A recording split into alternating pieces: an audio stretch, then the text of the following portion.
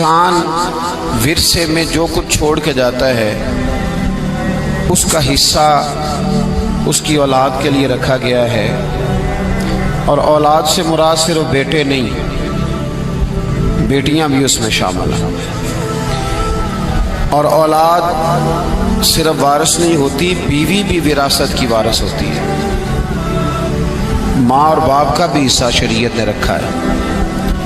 اولاد نہ ہو تو باقی رشتہ دار بھی اس میں شراکت دار ہوتے ہیں۔ وہ ایک علیحدہ تفصیل ہے، وہ نہ تو ہمارا عنوان ہے اور نہ ہی اس کے احکام کسی ایک شخص کے لحاظ سے ایک جیسے ہوتے ہیں، بلکہ میراث کے احکام ہر شخص کے لحاظ سے الگ الگ حیثیت رکھتے ہیں۔ ہم تو صرف اس کی اہمیت پر چند باتیں عرض کرنا چاہ رہے ہیں۔ میرے عزیز دوستو، پہلی بات تو یہ ہے کہ یہاں کچھ لبرل لوگ تو روشن خیال کہتے ہیں، میں کئی دفعہ روغن خیال کہتا ہوں ان لوگوں کو۔ وہ کہتے ہیں دیکھو جی ہم مساوی حقوق دیتے ہیں، اسلام نے بیٹی کا حصہ آدھا رکھا ہے، اور جدید زمانے کے لوگ یہ کہتے ہیں کہ ہم چاہتے ہیں کہ برابر اور مساوی حصہ ہو۔ اسلام نے آدھا حصہ رکھا ہے، معاذ اللہ، اس پر اعتراض ہوتا ہے۔ ہمارا جواب یہ ہے کہ اسلام نے دیکھنے میں تو بیٹے کا حصہ زیادہ اور بیٹی کا کم رکھا ہے، لیکن اگر دیکھا جائے تو بیٹی کا حصہ زیادہ ہے۔ بیٹی کا حصہ، یہ آپ کو باتیں سمجھ لینی چاہیے۔ میڈیا کا زمانہ آیا ہے نا، دنیا ایک گلوبل ویلج بن گئی ہے۔ اب ہمارے بچوں سے اس طرح کے سوال کیے جاتے ہیں، بالخصوص یونیورسٹی کالج کا جو طبقہ ہے ان کو الجھایا جاتا ہے۔ سب سے پہلا نقصان اپنا اور ملت کا یہ کرتے ہیں کہ سیدھا معاذ اللہ دین پر ہی اعتراض شروع کر دیتے ہیں۔ اسلام نے بیٹی کا حصہ، دیکھیں نا، بیٹی کا حصہ تو تھا ہی نہیں۔ اسلام نے بیٹی کا حصہ آدھا رکھا ہے، بیٹے کا حصہ ڈبل رکھا ہے۔ لیکن میں نے یہ جملہ بولا ہے کہ اگر غور سے دیکھا جائے تو بیٹی کا حصہ زیادہ ہے۔ کیوں بھلا؟ اس لیے کہ بیٹی کا حصہ تو رکھا گیا ہے، پر بیٹی کے ذمہ حق کوئی نہیں رکھا گیا۔ بیٹی کا حصہ رکھا گیا ہے پر اس کی ذمہ داری، بیٹی جب تک بیٹی ہوگی تب تک باپ کی ذمہ داری ہے، اور جب وہ بیوی ہوگی پھر وہ شوہر کی ذمہ داری ہے، اور جب وہ ماں ہوگی پھر وہ بیٹوں کی ذمہ داری ہے۔ اس کی ذمہ کوئی چیز نہیں لگائی گئی، اس پر ضرور توجہ کرنی ہے آپ حضرات۔ عورت کے ذمہ کوئی چیز، دیکھیں نا، نان نفقہ شریعت میں خامند کی ذمہ داری ہے، رہنے کو مکان دے گا، پہننے کو کپڑا دے گا، عورت کی ضروریات کا خیال رکھے گا۔ ڈیوٹی کس کی؟ خامند کی۔ اور جب اس سے قبل وہ اپنے باپ کے گھر میں تھی تو ڈیوٹی کس کی تھی؟ والد کی۔ والد اس کو کپڑے لے کے دے گا۔ والد کسی جگہ شریعت میں یہ موجود نہیں ہے کہ بیٹی خود جا کے کما کے لائے گی، باپ کی ذمہ داری۔ اور جب شادی ہو گئی تو پھر خامند کی ذمہ داری، اور جب وہ ماں بن گئی تو پھر تو میرے محبوب نے کمال ہی کر دی۔ فرمایا بیٹا جب جنت ڈھونڈنے نکلے گا تو اسے ملے ہی ماں کے قدموں کے نیچے۔ تو بات ہی ختم ہو گئی، پھر وہ ذمہ داری۔ ایک صحابی نے کہا یا رسول اللہ صلی اللہ تعالی علیہ وسلم، میرا سب سے قیمتی پیسہ کون سا ہے جو میں خرچ کروں تو مجھے سب سے زیادہ اجر ملے؟ تو محبوب نے فرمایا جو تو اپنے ماں باپ پہ خرچ کرے گا اللہ اس کا اجر تجھے سب سے زیادہ عطا فرمائے گا۔ تو عورت کی کوئی ذمہ داری، لیکن اس کا حصہ شریعت نے پھر بھی اور دیکھیں کئی جگہوں پہ رکھا ہے۔ اگر بیوی ہے تو 8واں حصہ ہے، بیوی کا بھی 8واں حصہ، بولیں تو صحیح نا۔ خامند کی جائیداد میں بیوی حصے دار ہے، ماں ہے، تو بعض مسائل میں بعض اوقات چھٹا حصہ ماں باپ کا بھی موجود ہے، اور بیٹی ہے تو 1/3 حصہ اس کا بھی موجود ہے۔ تو حصہ بیوی کا ہر جگہ پہ ہے۔ وصیت ماں بھی جائیداد میں، بیٹے کی جائیداد میں حصہ ہے، وصیت بیوی کے خامند کی جائیداد میں بھی حصہ ہے، اور وصیت بیٹی کے باپ کی جائیداد میں بھی اس کا حصہ اس کا ہے، پر اس کی ذمہ داری۔ تو پھر بتائیے اسلام نے زیادہ دیا ہے کہ کم دیا ہے؟ ڈیوٹی تو مرد کی زیادہ ہے، نان نفقہ بھی اس نے دینا ہے، خیال بھی اس نے رکھنا ہے، عورت کا حصہ۔ اب ایک پہلو تو یہ ہے لبرل لوگوں کا، ایک معاملہ میرا اور آپ کا ہے۔ اسلام نے بھی حصہ رکھ دیا، قانون نے بھی حصہ رکھ دیا ہے، لیکن کوئی حصہ دینے کو تیار کیوں جی؟ अल्लाह ने रखा नहीं है बेटी का हिस्सा, बेटी हकदार नहीं, तो हिस्सा सिर्फ उसका नहीं है जिसकी 1.5 मुरब्बा ज़मीन है, जिसका 5 मरले का मकान है, उसकी बेटी का भी हिस्सा बनता है, उसकी बेटी का भी हिस्सा। ये गौर से सुने बात, हमारे यहाँ बहुत बड़ा इसको ताना समझा जाने लगा है कि बेटी हिस्सा लेने आ गई, बहन ने मुतालबा कर दिया कि मेरा हिस्सा दो, फूफी ने हिस्सा मांग लिया, ये कैसी बात हो गई? ओ भाई, फूफी थी तो हिस्सा लेने आई है ना, फूफो थी तो हिस्सा लेने आई, और अगर तुम्हारी बहन थी तो अल्लाह ने अगर उसे बहन बनाया है तो हिस्सेदार भी बनाया है, और अगर बेटी बनाया है तो रब ने उसे हिस्सेदार भी बनाया है। लेकिन हमारे यहाँ ये बहुत बड़े शर्म की बात, बहुत बड़े।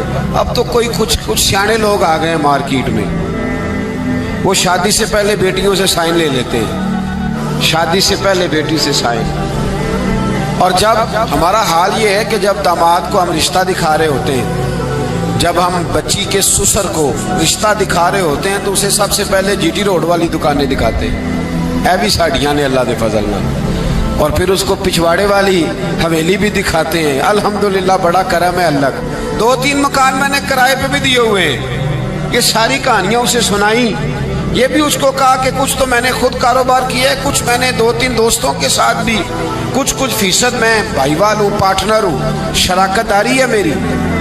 ये सारी कहानियाँ क्यों सुनाई आपने? फिर आप कहते हैं दामाद लालची हो गया है, फिर आप कहते हैं देखो जी बेटी का ससुर जो है वो मांग रहा है। तो ये दास्तानें किसने सुनाई थी, ये बातें किसने छेड़ी थी? तो भाई पहले छेड़ते हो, पहले उसे दावत देते हो कि आप बैल मुझे मार, और जब तुमने ये चीजें दिखा के रिश्ता कराया था, अब क्यों करके कहते हो कि वो मुतालबा ना करे? और बेटियों से पहले साइन ले लिए, और अगर बेटी बेचारी आती नहीं क्योंकि पहले दिन, और अगर आप नाराज ना हो तो इस सब के अंदर उलझ बेचारी बेटी जाती है। क्योंकि जब हमने रिश्ता दिखाया था तो हमने दामाद को कहा था कि ये मकान भी, ये जायदाद भी, ये सारा कुछ मेरा ही है। 4 भाई जो आपस में मिल के कभी एक दिन भी रोटी नहीं खाते, वो जब रिश्ता देखने वाला आता तो कहते जी इकट्ठे हैं जी अल्लाह के फजल से, कारोबार इकट्ठा ही है, हालांकि कभी इकट्ठे बैठ के रोटी नहीं खाई इल्ला माशाअल्लाह। ये सारी कहानियां सुना दी, बड़े भाई का कारोबार भी दिखा दिया, छोटे की दुकान भी दिखा दी। अब वो बेटी को तो नहीं पता कि मेरा अब्बा ये काम कर रहा है, और दामाद को और उसके वालिद को ये सारे लालच पहले से दे दिए। अब वो चूंकि लालच से उसने शादी की थी, शादी के कुछ अरसे के बाद उसने कहा चल ला फिर अपने अब्बे से एक दुकान। जब वो लालच से शादी करता है तो ठीक शादी के 2-3 महीने बाद ही उसे जरूरत भी पड़ जाती है, और बड़ी इमरजेंसी लागू होती है, कहता लाभ अब लेके आ। अब वो जब जाके कहती है कि जनाब लाओ मेरा हिस्सा, तो अब्बा जी कहते हैं तेनू देंगे तो फिर दूजियां भी देंगे, तो सारे मुतालबा करेंगे, तुझे देंगे तो बाकी भी मांगेंगी। अब खामद भेज रहा है और वालिद दे नहीं रहा, बल्कि वालिद उल्टा कह रहे हैं कि तुझे उसे वहीं समझाना चाहिए था। तो बताइए इस सारे मामले में नुकसान किसका हुआ? बोलिए। तो याद रखें, पहली बात तो ये है कि ये लालच बनाओ ही ना, ये रंग अपनाओ ही ना, ये अंदाज सिखाओ ही ना, ये तौर तरीके बताओ ही ना। आप यकीन करें 1-2 मामलात में रिश्ते कराने वालों से मुलाकात हुई, कुछ बच्चों के रिश्ते करने थे, तो बाद रिश्ते कराने वालों से गुफ्तगू हुई, तो वो रिश्ते का बताते कहते हैं जी एक रिश्ता है एक बच्ची का, उसके घर वाले कहते हैं हमने कार भी देनी है। तो मैं फौरन कहता हूँ कि रिश्ता तो अभी देखा ही नहीं, तो कार का पैगाम तुमने पहले सुना दिया है। वो कहते हैं जी हमने गाड़ी देनी है, नहीं ये पहले पैगाम दे दिया, और बच्ची के नाम एक सोसाइटी में मकान भी है, शरीयत ने बच्ची का हिस्सा रखा है, बाप की जायदाद में बेटी का हिस्सा। बोलिए सारे बोलिए। चलो जिन्ना नहीं भी प्रोग्राम देन दो भी मनो तो सही ना, अल्लाह ने बच्ची का हिस्सा, जिसका 4 मरले का मकान है उसकी बेटी का भी हिस्सा, और इसकी अहमियत है, दीन ने इसको बयान किया है, कुरान और सुन्नत ने इसको बयान। वालिद अपनी कब्र वज़नी ना करे, और मैं बड़ी जिम्मेदारी से कह रहा हूँ, बेटे तेरा ज़्यादा ख़त्म नहीं दिलाएंगे तेरे पास, बेटियाँ ज़्यादा दिलाएंगी। और एक बात और कर दूँ तो मेरा ख्याल है आप समझ जाएंगे, बेटा अगर दुआ कभी मांगेगा भी तो रस्मी मांगेगा, और बेटी तेरे मरने के बाद तेरे लिए जब भी दुआ मांगेगी रो के मांगेगी, वो रो के मांगे, उसकी दुआ अल्लाह के कुर्ब के करीब होगी। बेटी को क्यों नहीं देते? جو اس کا حصہ بنتا ہے، جو اس کا حق بنتا ہے، جو اس کا طریقہ ہے، اسے کیوں نہیں دیتے؟ سیدھی سیدھی جنت کیوں نہیں حاصل کرتے؟ کب تک؟ پہلے زمانے میں سخت بات کرنے لگا ہوں پر میری مجبوری ہے، پہلے زمانے کے باپ بیٹیاں دفن کر دیتے تھے، آج کا باپ بیٹی کا حصہ دفن کر دیتا ہے۔ یہ بتائے یہ کس کے ساتھ مقابلہ کر رہا ہے؟ پچھلے زمانے کا باپ بیٹی دفن کرتا تھا، آج کا باپ بیٹی کا حصہ دفن کرتا ہے، بیٹی سے پیسے چھپا کے رکھتا ہے، وہ بیٹی سے جائیداد چھپا کے رکھتا ہے، وہ خرچے بتاتا ہے۔ تو بتا، وہ بیٹی دفن کرتا تھا تو اس کا حصہ دفن کرتا ہے۔ اس کا مطلب یہ ہے کہ کہیں نہ کہیں تو ان لوگوں سے مماثلت کر رہا ہے معاذ اللہ، جو بیٹیوں کو دبا جاتے تھے۔ ڈر اللہ تعالیٰ سے، بیٹی کا حصہ دے، اسے نواز، اس کی طرف توجہ کر۔ ہم ڈٹے ہوئے لوگ، سرکار نے فلاح انسانیت کے لیے جو دوسرا کام کیا نا، وہ لوگوں کو احساس دلایا ہے کہ اگر غلطی ہو جائے تو تم نے بندوں کے سامنے اپنے آپ کو کلیئر نہیں کرنا، تم نے تو رب کے سامنے اپنے آپ کو کلیئر کرنا، اللہ کے سامنے تم نے بچنا ہے کہ میرا گناہ معاف۔ اور حضور احساس پیدا کرتے تھے۔ بخاری شریف میں قبیلہ غامدیہ کی اس عورت کا تذکرہ موجود ہے جو خود آئی تھی، کوئی گرفتار کر کے نہیں لایا تھا، از خود آئی۔ احساس پیدا ہو گیا نا گناہ کا۔ یہاں بہت ساری غلطیاں کر کے بھی لوگ جب اپنی بات کرتے ہیں تو کہتے ہیں کبھی یاد تو نہیں کسی کے ساتھ زیادتی کی ہو، یاد تو نہیں کبھی کسی کا، بھئی آپ نے اتنے بڑے ولی ہونے کا دعویٰ کر دیا۔ انسان تو انسان رہتا ہے۔ بڑے بڑے لوگ کہہ گئے کہ یا اللہ اگر انجانے میں بھی بھول گئے ہیں تو ہم سے درگزر فرما، لیکن جب ہم تیار ہی نہیں ماننے کو۔ حضرت انس بن مالک کہتے ہیں وہ خاتون آئی، کوئی پکڑ کے نہیں لایا، کسی 14 دنوں کے ریمانڈ پہ نہیں اسے منوایا گیا، اسے وہ خود بخود آئی اور کریم محبوب علیہ السلام کے سامنے جب وہ کھڑی ہوئی تو اتنے درد سے میں نے کم لوگ روتے دیکھے ہیں جس درد سے وہ روئی۔ عرض کرنے لگی حضور میں غلطی کر بیٹھی ہوں، مجھ سے زنا ہو گیا، مجھے پاک کر دے۔ تو محبوب کریم علیہ السلام نے فرمایا تو کیسے ثابت کرے گی تو نے گناہ کیا؟ یعنی مجرم کو ثابت کرنا پڑ رہا ہے کہ میں گناہ گار۔ یہ وہ کمال ہے کہ انسانوں کو احساس ہونے لگے کہ یہاں ہم غلط ہیں۔ جب اعتراف جرم ہوتا ہے، جب بیماری کی تشخیص ہوتی ہے تو پھر اس کا علاج بھی ہو جاتا ہے۔ حضرت انس بن مالک کہتے ہیں وہ عرض کرنے لگی حضور میرے پیٹ میں ناجائز بچہ ہے۔ حضور نے فرمایا جا جب بچہ پیدا ہو تو پھر آنا۔ وہ 8 ماہ کے بعد آئی تو اس کی گود میں پھول سا بچہ تھا۔ حضور نے فرمایا واپس جا، جب روٹی کھانے لگ جائے تو پھر آنا۔ وہ 2 سال 2.25 سال دودھ پلاتی رہی، پھر جب آئی تو بچے کے ہاتھ میں روٹی کا ٹکڑا تھا۔ کریم محبوب صلی اللہ تعالی علیہ وسلم سے آ کے جب اس نے بات کی تو وہ درد سے روئی، کہنے لگی یا رسول اللہ 3 سال ہونے کو ہیں، میں نے گناہ کیا ہے، میں ساری رات سو نہیں پاتی۔ حضور تڑپتی، اگر اس حال میں مر گئی تو اپنے رب کو کیا منہ دکھاؤں، مجھے پاک کر دے، میرے حال پہ رحم فرمائے۔ محبوب کریم صلی اللہ علیہ وسلم نے بچہ ایک صحابی کو دیا، فرمایا بچوں کی طرح پالنا، اور کہا اسے لے جاؤ، پتھر مار مار کے اسے سنسار کر دو۔ صحابہ کہتے ہیں اسے پتھر لگ رہے تھے اور حضور بے چینی کے ساتھ ٹہل رہے تھے۔ آ کے خبر دی حضور وہ تو وصال کر گئی، انتقال ہو گیا۔ فرمایا یہاں تک تو بات اس کی تھی۔ حضرت انس بن مالک کہتے اب محبوب کریم نے صحابیات سے فرمایا اسے غسل دو، کفن پہناؤ، جنازہ تیار ہو جائے تو مجھے خبر کرنا۔ حضرت انس بن مالک کہتے ہیں غسل ہوا، کفن ہوا، جنازہ تیار ہوا تو حیران ہم تب ہوئے جب میرے محبوب نے فرمایا صفیں بناؤ، میں خود جنازہ پڑھاؤں گا، میں خود جنازہ پڑھاؤں گا۔ اور سرکار نے جنازہ پڑھایا تو ایک شخص کی زبان سے نکلا حضور اس ملعون کا معاذ اللہ جنازہ جس نے ناجائز بچہ جنا، اس کے لیے آپ دعا کر رہے ہیں، جنازہ پڑھا۔ حضور فرمانے لگے خاموش ہو جاؤ، تم نے گناہ دیکھا ہے، اس کا احساس نہیں دیکھا، تم نے غلطی دیکھی ہے لیکن اس کی توبہ کا انداز نہیں دیکھا۔ اور صاحب کنز العمال نے یہ لفظ نقل کیے ہیں کہ کریم محبوب فرمانے لگے اس نے تو ایسی شاندار توبہ کی ہے کہ اگر میں اپنی ساری امت میں بانٹ دوں تو اللہ سب کی مغفرت فرما دے گا۔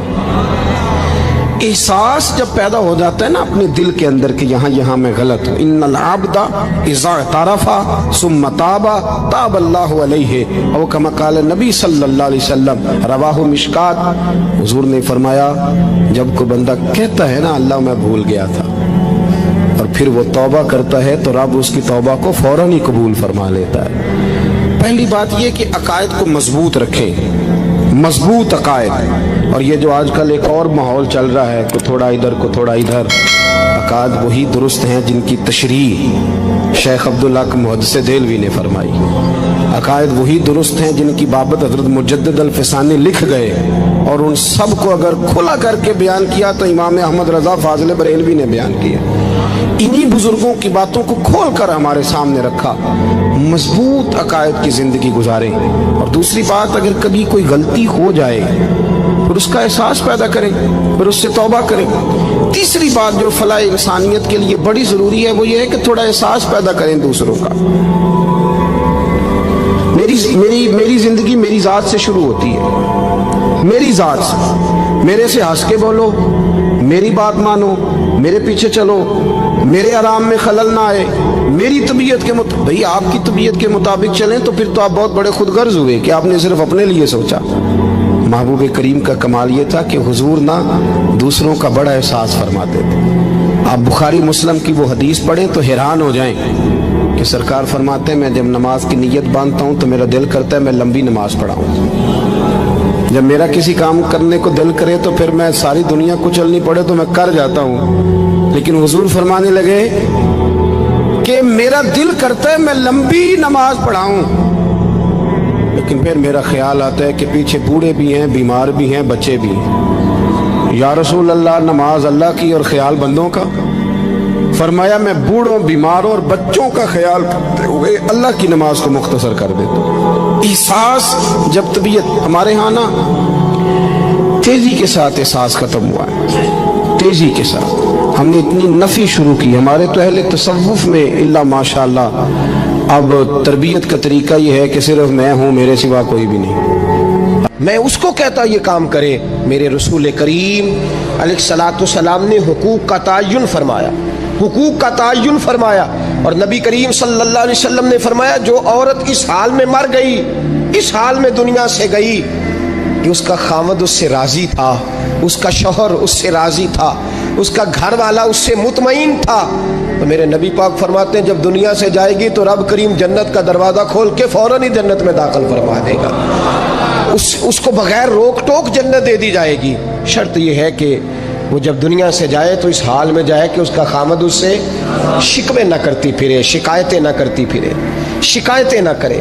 ہمارے زمانے میں شکایتیں ہوتی ہیں، اور خواتین، عورتیں اس بات کو سمجھتی نہیں کہ اللہ نے جو میرے نصیب میں رکھا تھا اور جو خامد رب نے میرے لیے پسند کیا تھا وہ اللہ نے مجھے عطا فرما دیا ہے۔ وہ شکوے کرتی ہیں، شکایات کرتی ہیں، اور دوسری عورتوں کو سامنے رکھ کے وہ فلاں کے حصے میں یہ چیز آئی، فلاں کے حصے میں یہ چیز آئی، فلاں کا خامد یوں کرتا ہے، شکوہ کرتی ہیں۔ میرے رسول پاک علیہ السلام نے فرمایا عورتیں کثرت سے جہنم میں جائیں گی، کثرت سے۔ تو ایک صحابی رو پڑے، ایک حدیث میں لفظ یہ ہے رو پڑے، عرض کرنے لگے یا رسول اللہ وہ ہماری مائیں بھی ہیں، بیٹیاں بھی ہیں، بہنیں بھی، حضور جہنم میں جائیں گی؟ نبی پاک صلی اللہ علیہ وسلم نے فرمایا ایک تو وہ عیب جوئی کرتی ہیں، غیبتیں کرتی ہیں، دوسرا رب کا شکر ادا نہیں کرتی، اور تیسرا فرمایا اپنے خامن کا بھی شکریہ ادا نہیں کرتی، بات بات پہ نہ شکری کرتی ہیں، بات بات پہ نہ شکری کرتی، اس سبب سے جہنم میں جائیں۔ عورت کے حقوق کا تعین فرمایا، اور ساتھ ہی میرے رسول پاک علیہ السلام نے مرد کی طرف توجہ فرمائی، اور کیا خوبصورت لفظ ارشاد فرمائے، فرمایا تم میں ہر آدمی اپنے آپ کو اچھا سمجھتا اور اچھا کہتا ہے، ہر آدمی کہتا ہے، لیکن کوئی اگر مجھے آ کے پوچھے گا کہ محبوب آپ کی امت میں اچھا کون ہے، تو حضور فرماتے ہیں میں اسے اچھا سمجھوں گا جو اپنے گھر والوں کے حق میں اچھا ہے، جو اپنی بیوی خیرکم لأہلہ، تم میں سے بہترین وہ ہے جو اپنے گھر والوں کے لیے اچھا ہے۔ اور فرمایا جاؤ میرے گھر جا کے پوچھ لو وانا خیرکم لأہلی، میں تم سب سے زیادہ بڑھ کر اپنے گھر والوں کے لیے اچھا ہوں۔ تم میں بہترین وہ ہے جو اپنے گھر والوں کے لیے، بال بچوں کے لیے، بیوی کے لیے اچھا ہے۔ رسول کریم علیہ الصلوۃ والسلام نے خامن کو حکم دیا اور ارشاد فرمایا کہ عورت ٹیڑھی لکڑی ہے، بیچاری کو اللہ نے عقل پوری نہیں دی۔ ایک بچہ چھوٹا ہوتا ہے، ہمیں پتہ ہوتا ہے کہ اس کا شعور پورا نہیں، اگر کوئی غلطی کرے تو کیا اسے نکال دیا جاتا ہے گھر سے؟ بولے چھوٹا بچہ ہے، وہ کئی دفعہ بڑا نقصان کر دیتا ہے، آپ کیا کہتے ہیں؟ اسے مارتے ہیں؟ कुल्हाड़ी ले आते हैं उसके लिए। इस तरह करना चाहिए, उसके अब्बे को बुला लेना चाहिए, बेइज्जती करनी चाहिए पंचायत में बिठा के कि ये गलती की है तेरे बच्चे ने। भाई दादा ये काम करता है? बोले ना, क्यों नहीं करता? वो कहता है हमारा बच्चा ना समझ है, अपना अपना पोता है, हमारा अपना है, अगर हम इसका ऐप बाहर निकालेंगे तो बड़ा काम गलत हो जाए। लेकिन वही अब्बा जी जब बहू कोई गलती कर बैठती है तो पंचायत बुलाते हैं, लोगों के सामने महाज़ अल्लाह ताला बड़ी कड़वी कुसैली बातें करते हैं, ऐसी ऐसी बातें करते हैं कि जो उनकी बेटी के बारे में कही जाए तो वो कभी पसंद ना करें। इतने सख्त जुमले कहे जाते हैं, बेटी वाले को रुसवा किया जाता है। मेरे नबी करीम अलैहिस्सलाम ने फरमाया ये टेढ़ी लकड़ी है, बेचारी को अल्लाह तबारक व तआला ने अपनी हिकमत के तहत अकलादी अता फरमाई है। तुम अगर चाहोगे सीधी करना तो ये टूट जाएगी, सीधी नहीं होगी। हुजूर क्या करें? फरमाया इसके साथ गुजारा करो, अल्लाह तुम्हें अजर अता फरमाएगा, इसके साथ वक्त गुजारो, अल्लाह तुम्हें उसका। ये जहन बनाना चाहिए खामंद को कि ये, और खामंद की जिम्मेदारी है। आला हजरत रहमतुल्लाह अलैह ने फतावा रज़विया की 24वीं जिल्द में बित-तफ़सील लिखा है। आप फरमाते हैं खामंद की जिम्मेदारी है औरत को कपड़ा फराम करना, रोटी फराम करना, रहने के लिए घर देना, नान नफ़के का ख्याल करना। और आप फरमाते हैं अगर वो मुतालबा करे तो हफ्ते में एक दिन उसके माँ बाप से मिलाने भी ले जा सकता है। हफ्ते में जी कोई नहीं बोलते तुसी, हफ्ते च नहीं, ये नहीं सही लफज, हर हफ्ते ऐ सौख है। कदों मिलान करना है? भावें ना बोलो, गल जी सच्ची हो तो सच्ची है। मिलान कदों ले जाना है? अच्छा, अपनी अम्मा ਨੂੰ रोज़ मिलता है सवेरे शाम, तो वो कहती मैनू भी अम्मा ਨੂੰ मिला लिया, तो कहता रोज़ नहीं जाइदा, तो तू भी ना मिल अपनी अम्मा ਨੂੰ रोज़ भाई। लेकिन हाँ, आला हजरत फरमाते हैं हफ्ते में एक दफ़ा माँ बाप से बोले। बेटी का प्यार माँ बाप से ज़्यादा होता है कि बेटे का? तो सारे पता है, यानी तुम घट करते हो ना, तो बेटी का ना लिया जे। सही बात कर रहा हूँ। तो जिसका प्यार ज़्यादा है उसको रोक दिया, कहते नहीं रोज़ नहीं जाइदा, साल बाद जाई। बल्कि उनते अल्लाह खैर करे, अल्लाह पाक फजल करे, दामाद साहब की इज्जत ही नहीं ना होती, उसको आंखों पे भी उठाए तो कहते तेरे घर दे मेरी इज्जत नहीं करते। पता नहीं हूँ तू इज्जत भाईया केड़ी शह दा नाम रखे है, वो केड़ी है जी तेनू चाहिए है, अल्लाह ही बेहतर जानता है। इज्जत नहीं करते तो लिहाजा मेरा प्रोटोकॉल नहीं, फूल लेके खड़े नहीं होते गली में, वो बाहर नहीं निकलते, वो इश्तिहार नहीं छापते कि दामाद साहब आ रहे हैं। और वैसे भी मैं कहाँ जाऊँ, मतलब ये कि चिप्स भी नहीं है, उन्होंने संगे मार्बर भी नहीं लगवाया हुआ, तो मैं कैसे जाऊँ, मेरी शान के खिलाफ। आला हज़रत फरमाते हर हफ्ते वो बेटी जो है, तो बेटियां बेटियां होती हैं। ये तो उस दिन पता चलता है ना जब अपनी बेटी बंदा डोली में डालता है, फिर पता चलता है कि दिल करता है हर हफ्ते उसको मिलने को, दिल करता है कि वो आए, चेहरा दिखाए, एक दफ़ा मिल जाए, हर हफ्ते उसको मिलवाने लेके जाए, उसकी गलतियां माफ़ करे, उसके ऐबों पे पर्दा डाले, उसकी कोताहियों का ख्याल करे, उससे दरगुजर करे। मेरे नबी करीम सल्लल्लाहु अलैहि वसल्लम ने फरमाया मैं अपनी उम्मत को हुक्म देता हूँ कि अपनी बीवी से बुग़्ज़ ना पालना, बुग़्ज़ ना पैदा करना। कोई गलती करे तो बुग़्ज़ ना पैदा करना, बुग़्ज़ ना रख लेना सीने में कि तू है ही ऐसी, तू है ही, बुग़्ज़ ना पालना। और क्या खूबसूरत लफ्ज़ हैं हज़रत खतीजतुल कुबरा के सरताज के, और क्या लफ्ज़ हैं जनाब सैयदा आमिना के लाल के। मेरे नबी पाक फरमाने लगे अगर तुम्हें अपनी बीवी की कोई आदत नापसंद है तो गौर कर लो, ढूंढ लो, उसमें ऐसी भी आदत तुम्हें ज़रूर मिल जाएगी जो तुम्हें बड़ी पसंद होगी। ढूंढ लो, गौर कर लो, मिल जाएगी, कोई ऐसी भी मिल जाएगी जो तुम्हें बड़ी पसंद होगी, वो भी तुम्हें मिल जाएगी। ढूंढो तो सही, तलाश तो करो, बुग़्ज़ की ऐनक ना लगाना, बुग़्ज़ की ऐनक लगा के देखोगे तो कुछ नहीं मिलेगा। नबी रहमत सैयद आलम सल्लल्लाहु अलैहि वसल्लम, पहली बात ये है कि अल्लाह के हबीब ने ताय्युन फरमाया, और फिर अमली तौर पर हुजूर ने वो चीज़ें करके दिखाई। हज़रत सैयदा तैयबा ताहिरा जनाब फ़ातिमा को नबी पाक ने रुखसत फरमाया। हज़रत अली के घर के सारे काम जनाब फ़ातिमा करती थी, सारे काम, किसी एक जगह भी शिकायत नबी पाक सल्लल्लाहु अलैहि वसल्लम ने नहीं फरमाई कि मेरी बेटी सारे काम करती है। बल्कि हज़रत अस्मा के बारे में सियासता में रवायत है, जनाब अबू बकर सिद्दीक़ की साहिबजादी, ये नबी पाक सल्लल्लाहु अलैहि वसल्लम के फुफ्फीज़ाद भाई हज़रत ज़ुबैर बिन अवाम अशरा मुबशरा से आती, उनके घर में ब्याही गई थी। हज़रत जनाब अस्मा कहती है मैं मालदार बाप के घर से गई थी, अमीर बाप थे जनाब सिद्दीक़ अकबर, मैं ताजर बाप के घर से गई थी, लेकिन ज़ुबैर बिन अवाम के घर में गई तो फरमाती है मुझे उनके ऊँटों को चारा भी डालना पड़ता था, मुझे घर के सारे काम करने पड़ते थे। फरमाती हैं मैं चने पीस कर जानवरों के लिए मैं खुराक भी तैयार करती थी और वो चले जाते थे तो मैं उनके घोड़े की देखभाल भी करती थी। लेकिन कुर्बान जाएं, जनाब अस्मा फरमाती हैं एक दिन भी मैं अपने बाप के घर शिकायत लेके नहीं गई। और अजीब लफ्ज़ है हदीस पाक में, अजीब लफ्ज़ है। आप फरमाती हैं मैं एक दिन घास लेके आ रही थी, रस्ते में रसूल पाक तशरीफ ला रहे थे, हुजूर ऊँट पे थे। बड़ी खूबसूरत हदीस। हज़रत अस्मा फरमाती हैं मैं खामद के घर में काम काज करती थी, मैं चारा लेके आ रही थी, ऊँट पे हुजूर तशरीफ लाए। नबी पाक ने ऊँट को बिठाया, ऊँट बैठ गया तो हुजूर ने फरमाया अस्मा मेरे पीछे बैठ जाओ, मैं तुम्हें घर तक छोड़ दूँ। तो जनाब अस्मा रो पड़ी, कहने लगी महबूबा मेरा खामद बड़ा खुददार है, बड़ा गैरत वाला है, उसने मुझे जिस हाल में रखा है मैं उसी हाल में राजी। गरीब आदमी इज्जत करता है, कमजोर आदमी इज्जत करता है। जो बहू ज्यादा जहेज लेके आती है वो रोटी पका के नहीं देती, याद रखना। जो किसी गरीब घर से आती है वो झुक के सलाम करती है, उसे इज्जतों का पास होता है। मैं सब अमीरों को बुरा नहीं कहता, इल्ला माशाल्लाह अच्छे अच्छे लोग भी, लेकिन याद रखना लोग सीढ़ी लेके, मर्द औरत की दौलत की सीढ़ी पर ऊपर जाना चाहता है, औरत मर्द की। अंजाम क्या है?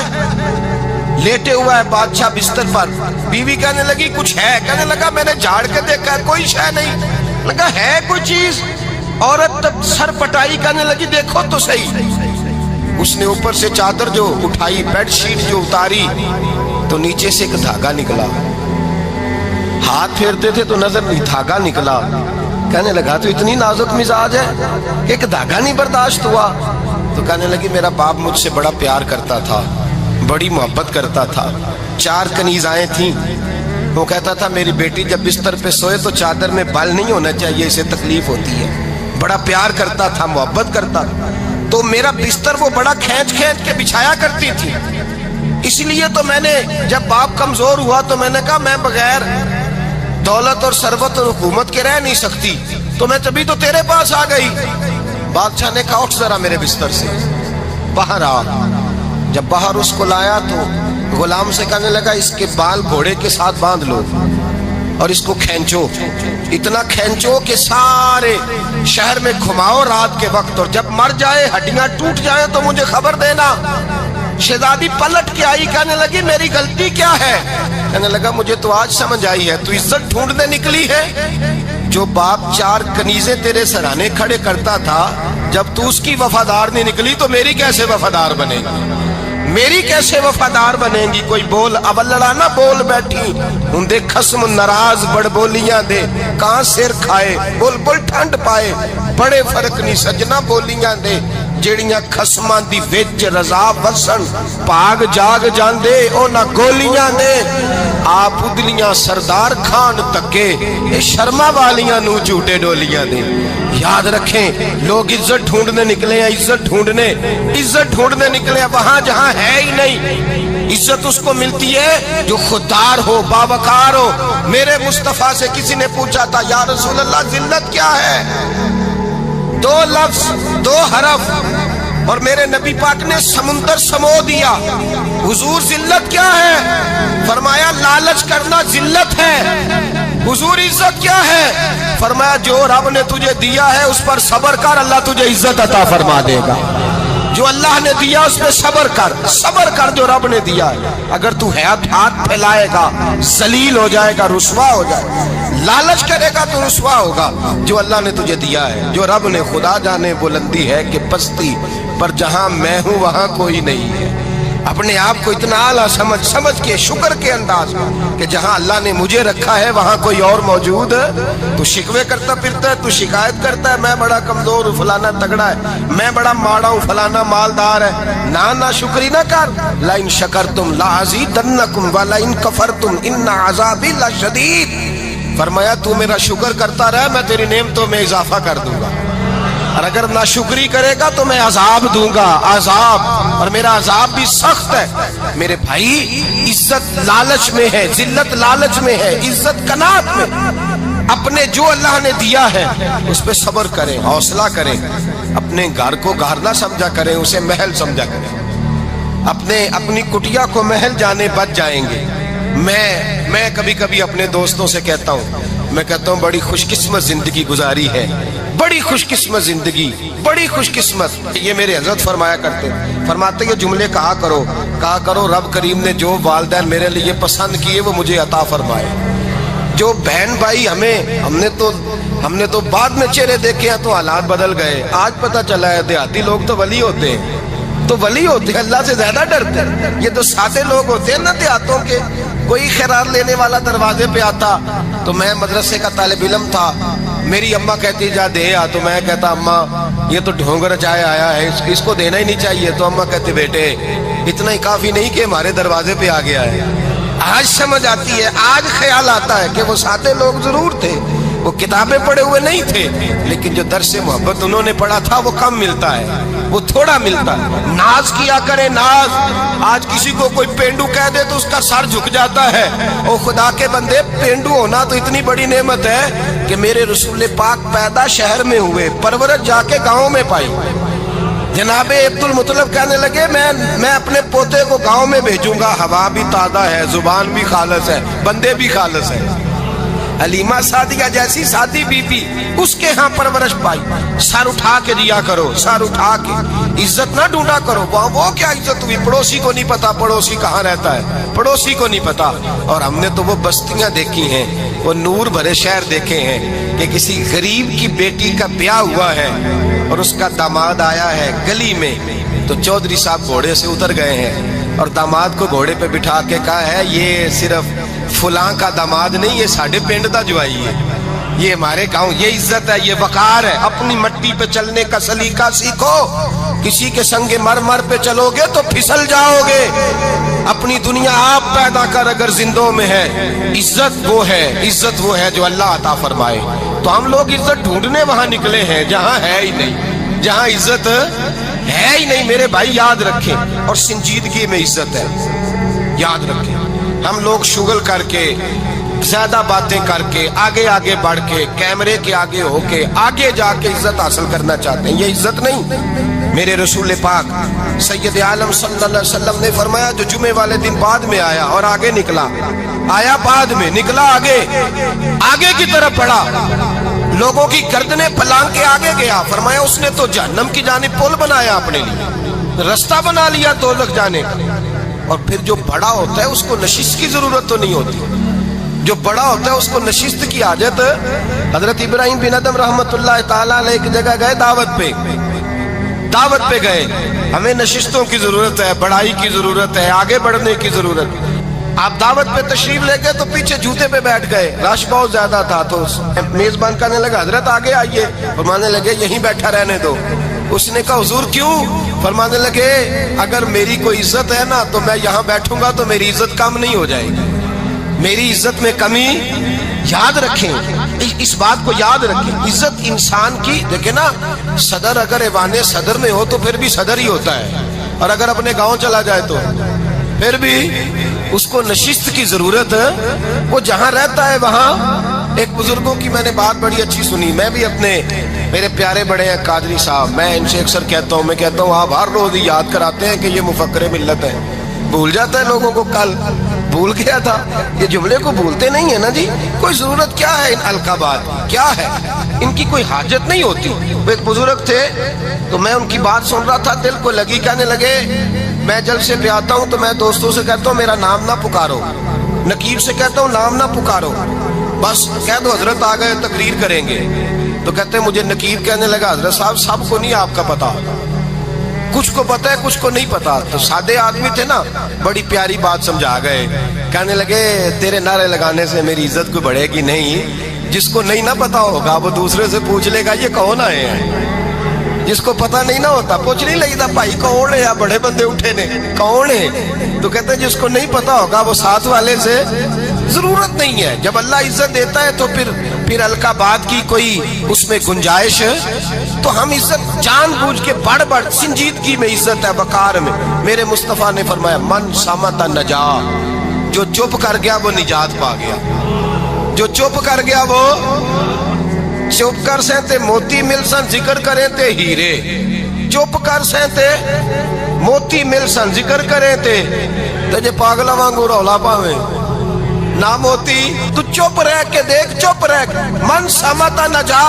इमाम शाफी रहमतुल्लाह अलैह फरमाते एक बादशाह का शहजादा मेरे साथ आया, कहने लगा मुझे हदीस की समझ नहीं आती, ये हदीस क्या है, चुप रह गया तो बच गया, चुप रह गया तो इज्जत पा गया, क्या मतलब है इसका? आप फरमाने लगे मैं उसे जंगल में ले गया, मैंने कहा आज तोते का शिकार करना है, तोते का।